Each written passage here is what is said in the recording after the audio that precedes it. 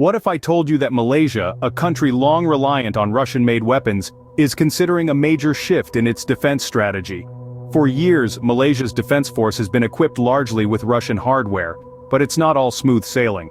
There have been increasing concerns about the shortcomings of Russian-made aircraft, with issues ranging from maintenance difficulties to performance limitations.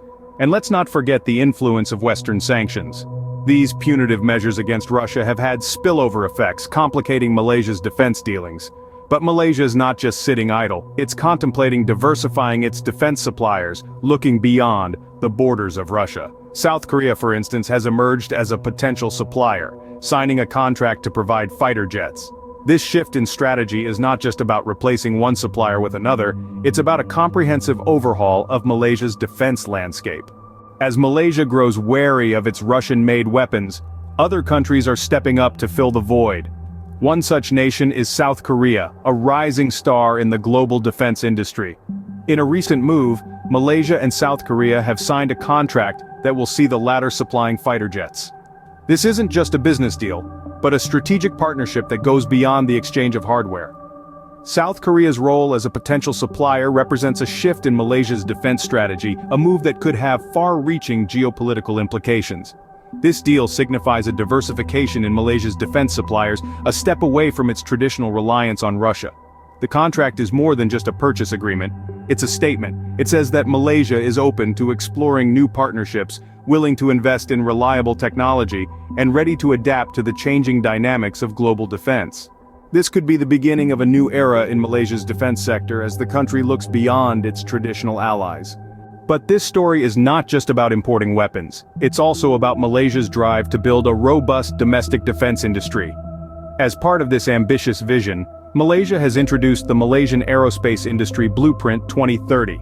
This strategic roadmap sets the direction for the nation's aerospace industry for the next decade, aiming to elevate Malaysia from a regional player to a global competitor. It's not just about developing an industry, but about creating an ecosystem that fosters innovation, collaboration, and technological advancement. Central to this blueprint are partnerships. Malaysia is actively seeking collaborations with international defense manufacturers and technology firms. These alliances are not just about procurement, but about knowledge and technology transfer. Malaysia is keen on absorbing advanced defense technologies to boost its domestic capabilities. It's about learning, adapting, and eventually innovating. The emphasis is not only on building physical assets like aircraft and weaponry, but also on nurturing human capital. The blueprint outlines initiatives to develop a skilled workforce capable of driving the nation's aerospace and defense industries. This includes efforts to foster research and development, encouraging innovation and technological breakthroughs. But it's not just about the present. It's about laying the groundwork for the future. The blueprint is future-oriented, designed to ensure that Malaysia's defense industry remains competitive in the evolving global landscape.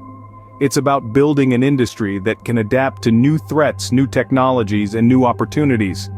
This bold initiative could transform Malaysia from a consumer to a producer of advanced defense technologies. So, what does this shift mean for Malaysia's defense strategy moving forward? As Malaysia moves away from Russian-made weaponry, it opens up a portal of both challenges and opportunities.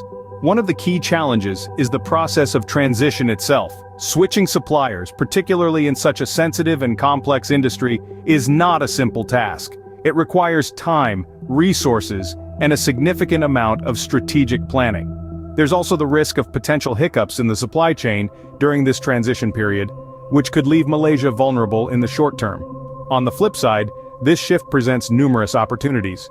Collaborating with a wider range of international partners not only diversifies Malaysia's defense portfolio, but also opens the door for technology transfers and joint development projects. This could significantly boost the country's domestic defense industry. Now let's talk about the elephant in the room, the potential impact on the regional balance of power. With Malaysia bolstering its defense capabilities and moving away from Russia, a traditional ally of China, it could subtly alter the geopolitical dynamics in the Southeast Asian region.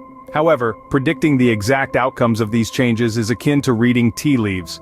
It's a complex interplay of numerous factors, both domestic and international. Only time will tell if Malaysia's gamble will pay off, but one thing is clear: the country is determined to chart its own course in the world of defense.